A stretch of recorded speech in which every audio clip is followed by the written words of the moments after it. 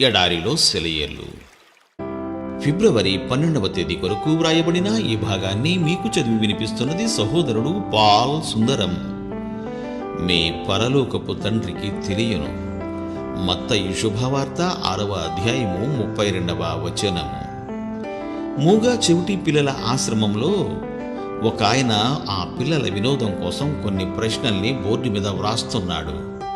పిల్లలు హుషారుగా వాటికి జవాబులు వ్రాస్తున్నారు. ఉన్నట్టుండి ఆయన ఈ ప్రశ్న రాశాడు: దేవుడు నాకు వినడానికి, మాట్లాడడానికి శక్తినిచ్చి మీకు ఎందుకు ఇవ్వలేదు అని. ఈ భయంకరమైన ప్రశ్న చెంపదెబ్బలాగా వాళ్ళ ముఖాలకు తగిలింది.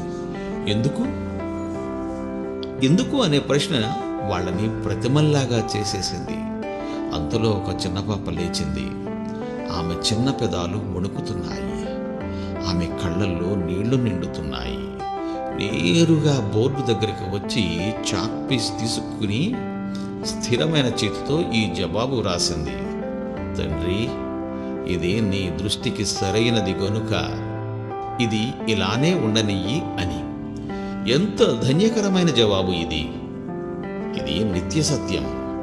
తల నెరసిపోయిన విశ్వాసి దగ్గర నుండి దేవునిలో అప్పుడే పుట్టిన చంటి పిల్లల దాకా దీని మీద ఆధారపడవచ్చు. దేవుడు మన తండ్రి అనే సత్యం. నిజంగా దీన్ని నమ్ముతున్నావా?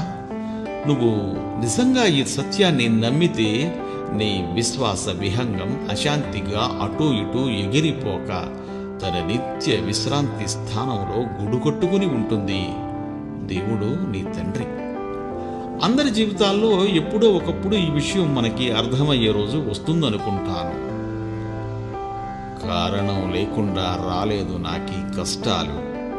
ఉంది దీని వెనుక దేవుని హస్తం. నేను చూడలేనిది ఆయనకు అవగతమే. ప్రతి నొప్పి వెనుక ఉందొక ప్రయోజనం. ఈ లోకంలో నష్టం, పైలోకంలో లాభం. అల్లిక వెనక వైపంతా దారాలు, అల్లిబిల్లిగా. ముందు వైపు అంతా అందంగా కళాకారుని కళలు పండిన కళ. ప్రభు, నువ్వు చిత్రకారుడివి.